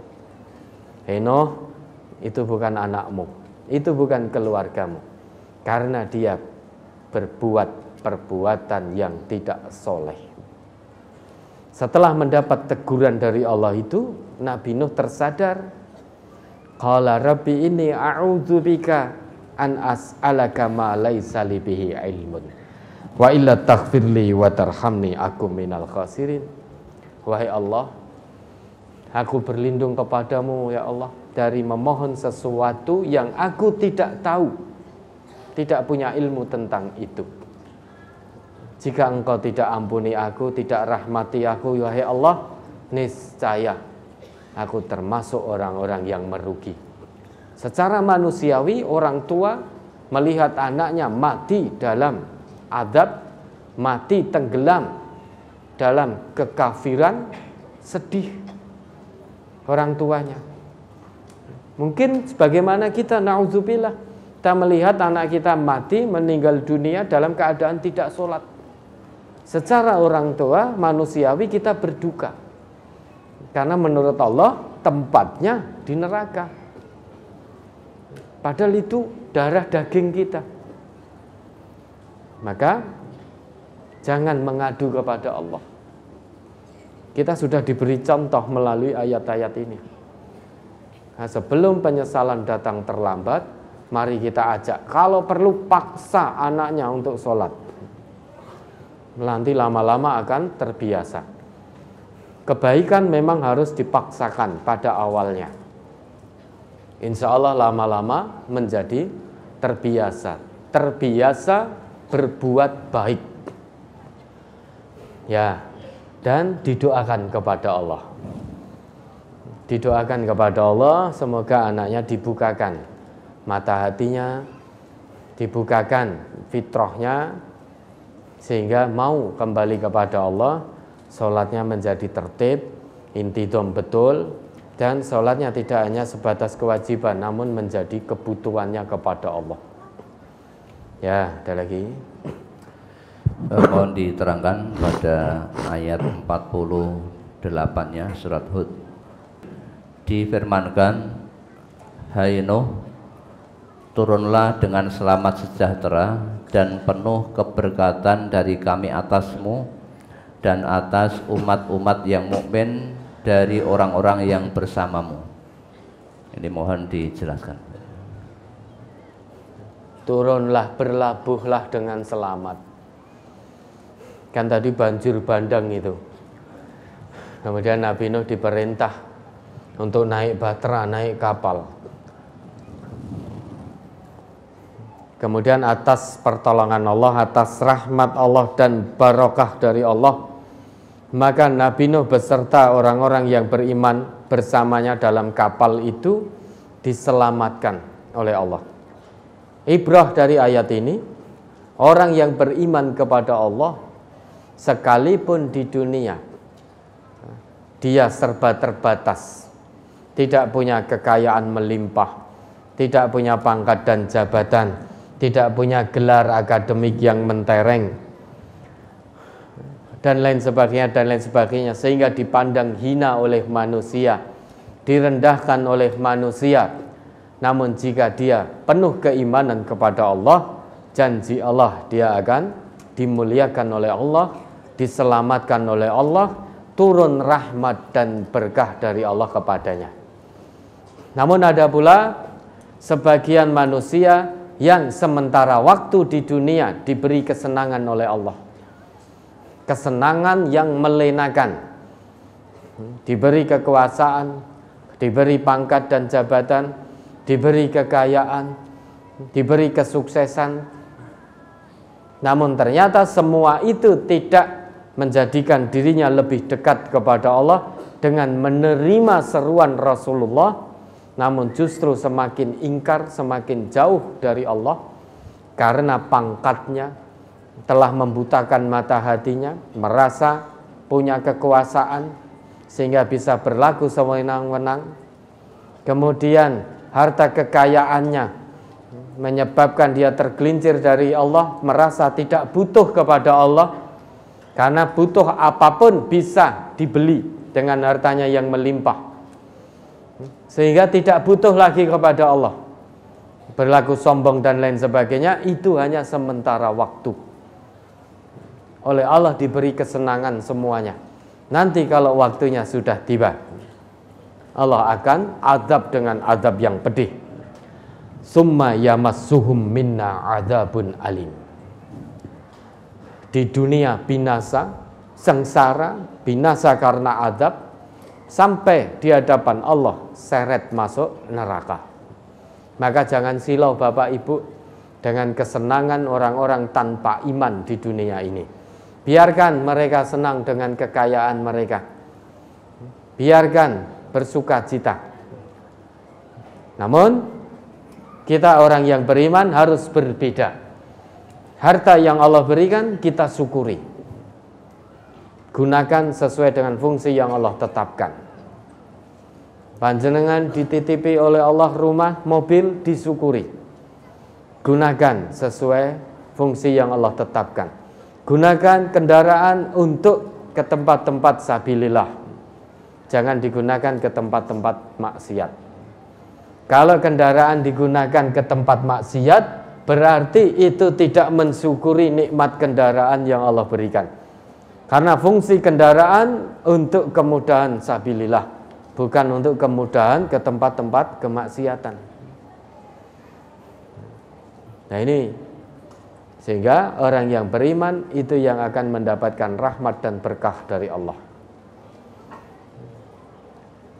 Sebagaimana Nabi Nuh dan orang-orang yang beriman bersama beliau diselamatkan oleh Allah dari banjir bandang tersebut yang membinasakan semua kaumnya tanpa sisa. Semua pendurhaka binasa semua, sampai anak dan istrinya tanpa sisa satu pun. Yang tersisa hanya Nabi Nuh dan orang-orang yang beriman. Karena apa? Karena rahmat dan berkah dari Allah. Oke, ada lagi. Halaman 10 surat Hud ayat 40.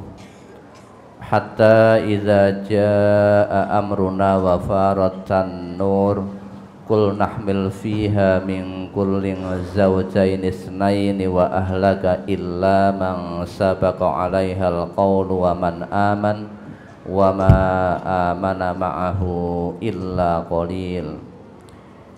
Hingga apabila perintah kami datang dan dapur telah memancarkan air, kami berfirman, muatkanlah ke dalam bahtera itu dari masing-masing binatang sepasang, jantan dan betina, dan keluargamu, kecuali orang yang telah terdahulu ketetapannya terhadapnya.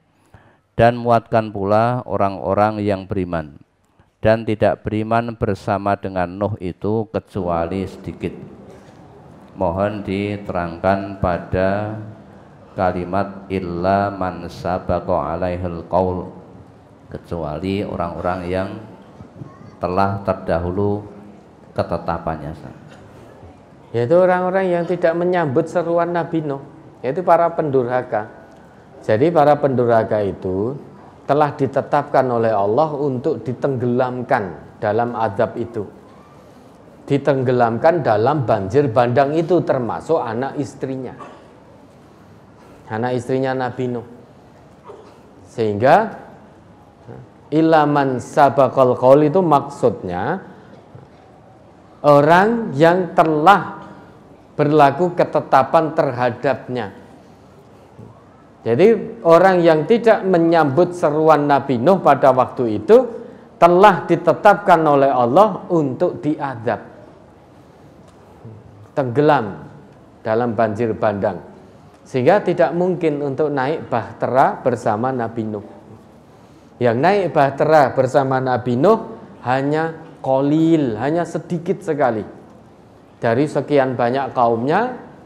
Selama 950 tahun berdakwah, itu ternyata yang menjawab seruannya hanya qalil, sedikit sekali. Dan itu yang kamu bawa, wahai Nuh. Orang-orang pendurhaka jangan kamu bawa dalam bahtera, karena ketetapanku yaitu membinasakan mereka dalam azab. Maka kalau Allah sudah punya ketetapan, seorang Rasul pun tidak akan kuasa mengubah ketetapan Allah. Ya, itu maksudnya para pendurhaka sudah jatuh ketetapan Allah, azab itu Allah kirim untuk para pendurhaka, sehingga semua pendurhaka mati tenggelam semuanya karena tidak menjawab seruan Nabi Nuh. Ada lagi. Halaman 3 surat Nuh ayat 10. Faqultu astaghfiru rabbakum innahu kana ghaffara. Maka aku katakan kepada mereka, mohonlah ampun kepada Tuhanmu, sesungguhnya Dia adalah Maha Pengampun.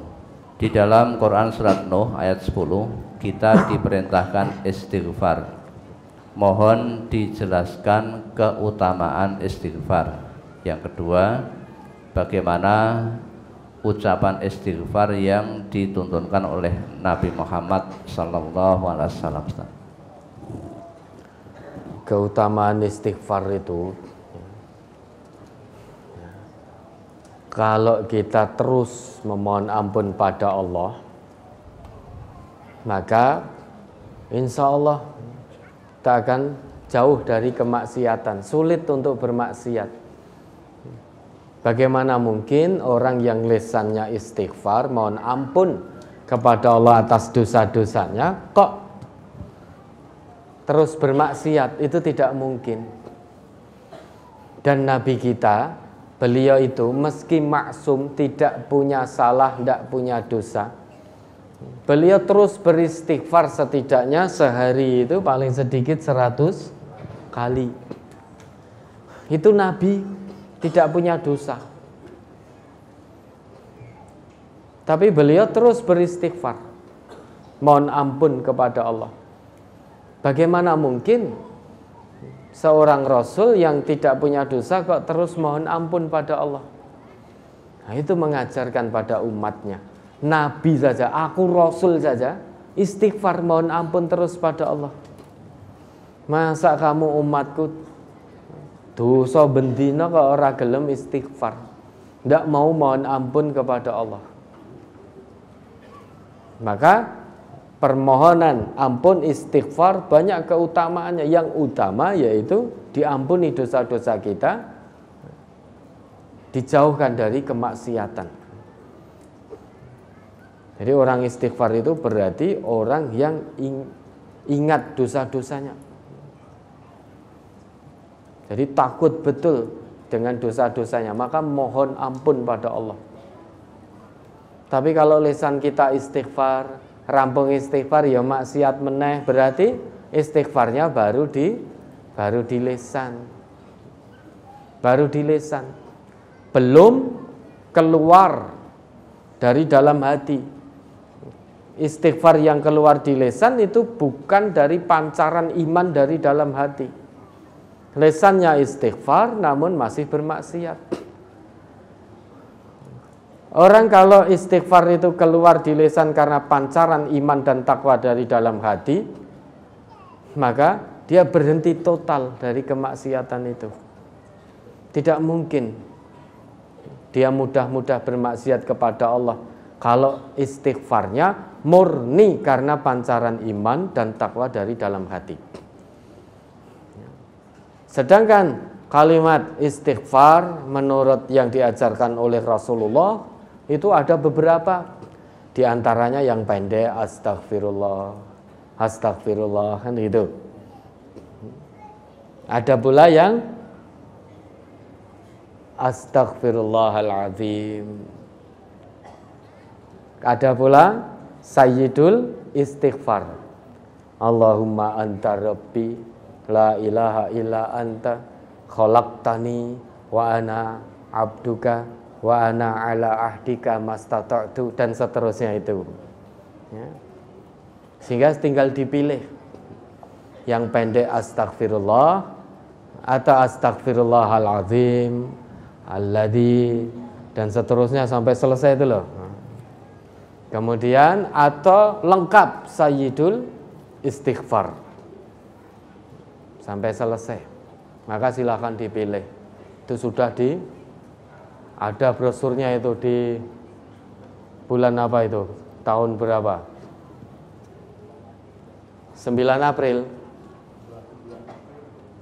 29 April 2021 sudah lengkap itu. 2001 9 April 2001. Itu ada juga 3 Juli 2005. Nanti silakan dilihat di sana. Nanti silakan dipilih mau yang panjang sayyidul istighfar. Yang paling baik tentu sayyidul istighfar. Maka disebut sayyidul istighfar, penghulunya istighfar. Itu lengkap. Tapi kalau yang pendek astagfirullah boleh tidak? Boleh. Itu juga dicontohkan oleh Rasulullah. Nah, kalau 100 kali dengan Sayyidul Istighfar mungkin agak panjang 100 kali, tapi bisa 100 kali kita mohon ampun istighfar pada Allah setiap hari dengan redaksi yang pendek yang berdasar dari Rasulullah. Oke, ada lagi? Mohon tanggapan tentang bahan baku bahtera Nabi Nuh yang setelah diteliti ahli arkeolog non-muslim, mereka mengatakan sepakat kayu jati sebagai bahan pembuatan bahtera. Padahal kayu jati hanya tumbuh dan hidup di Indonesia saat ini, khususnya Pulau Jawa yang mempunyai kualitas grade A. Terima kasih. Ya, jenengan tanggapi Ustaz Ghazali. Saya nggak ngerti. Yang jelas kita beriman. Kalau ternyata oleh arkeolog dikatakan seperti itu, diteliti bahteranya, lah itu berarti nemukan itu. Ya, ya sudah, kita mengimani saja apa yang disampaikan oleh Allah. Kita tidak tahu apakah dari kayu jati atau kayu randu.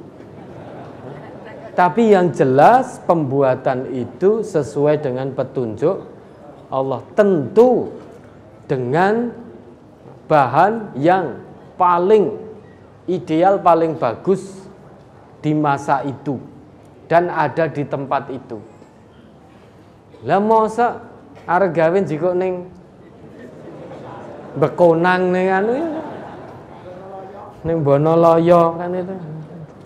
Tapi yang jelas bahannya itu yang terbagus pada waktu itu dan yang ada pada waktu itu. Nah, harusnya jangan minta tanya ke arkeolog tadi, dibaca dengan lengkap. Dibaca dengan lengkap. Apa temuan-temuan ilmiah. Loh, memang Quran ini sumber ilmiah kok. Sehingga orang-orang yang tertarik dengan keilmiahan Al-Quran itu akan terus menggali dan menemukan ternyata ya terbukti tenan keilmiahan Al-Quran. Maka banyak ilmuwan-ilmuwan yang jadi mu'alaf karena meneliti Al-Quran, ingin menemukan kesalahan Al-Quran dari sisi ilmiahnya, malah matanya terbelalak. Sesudah itu berbondong-bondong mu'alaf masuk Islam. Termasuk dulu peneliti jasad Fir'aun itu dari Prancis itu. Akhirnya masuk Islam. Kenapa ini Fir'aun ini kok awet sekian ribu tahun dan lain sebagainya. Oh, secara ilmiah karena tubuhnya dipenuhi dengan garam. Begini garam, begini. Oh, ternyata ketika ilmu belum berkembang maju, ternyata Quran sudah menyebut itu, bahwa Fir'aun mati tenggelam di laut. Maka wajar tubuhnya penuh dengan garam sehingga awet. Itu diteliti dari sisi ilmiah, maka yang bersangkutan masuk Islam. Banyak lagi ilmuwan-ilmuwan meneliti sisi ilmiah Al-Quran, saintifik Al-Qurannya diteliti keilmiannya. Lah, dari penelitian itu banyak yang masuk Islam. Padahal tujuan menelitinya awalnya untuk mencari kelemahan Al-Quran, menolak Al-Quran, dicari kelemahannya, ternyata menjadi terpana, terbelalak. Itu orang, bedanya orang yang ilmuwan dengan wong ngeyel.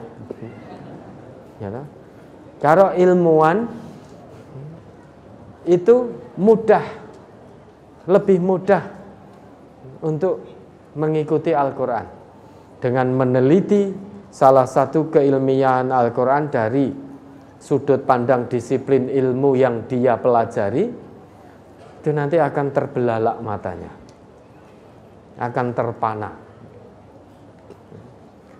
Karena semakin dia meneliti tanda bukti keilmiahan Al-Quran, akan semakin tergali dan tergali. Termasuk arkeolog tadi meneliti bahan dasar bahteranya Nabi Nuh sehingga menemukan bahwa dibuat dari pohon jati.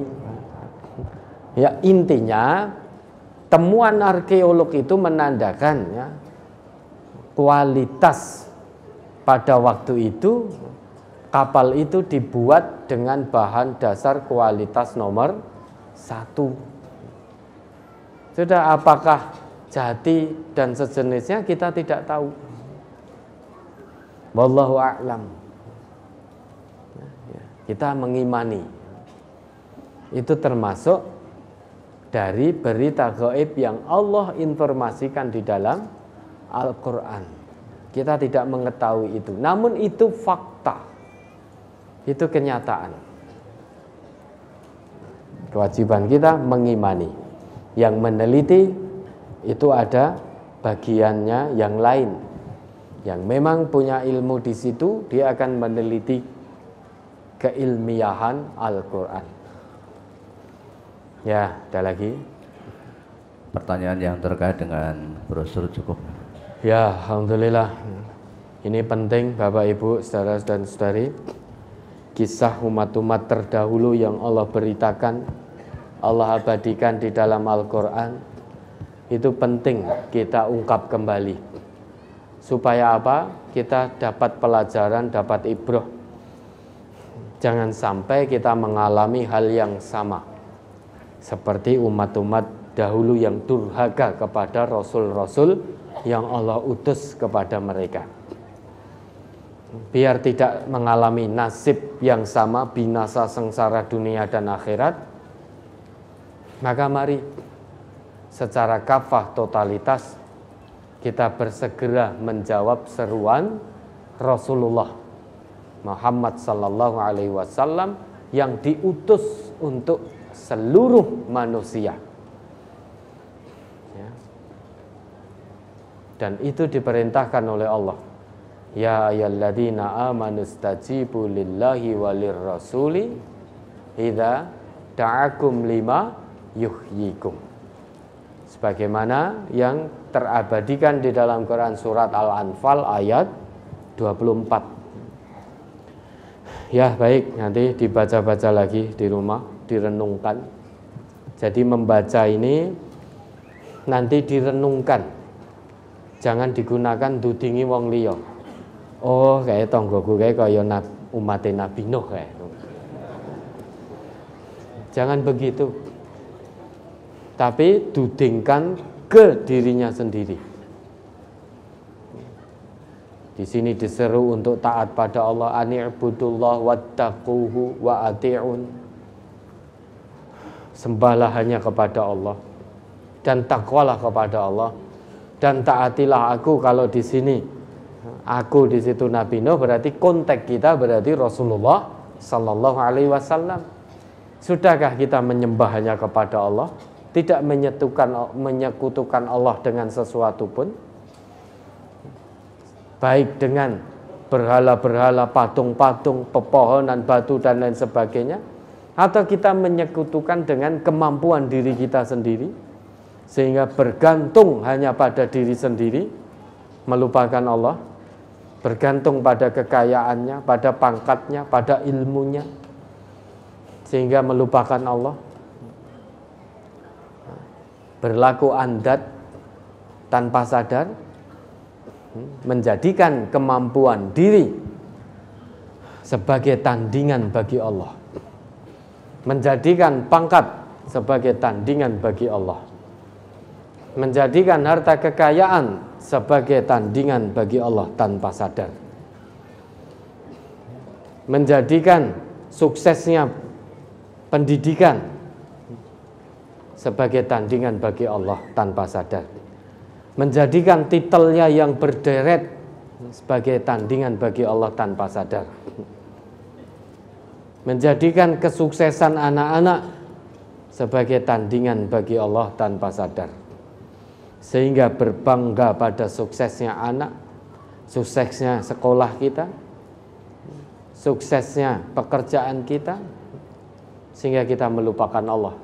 As-Somad kita sudah bukan Allah lagi, tapi berubah menjadi harta kita, pangkat kita, kekayaan kita, anak cucu kita, kesuksesan anak keturunan kita. Itu menjadi tempat bergantung kita tanpa kita sadari. Na'udzubillah.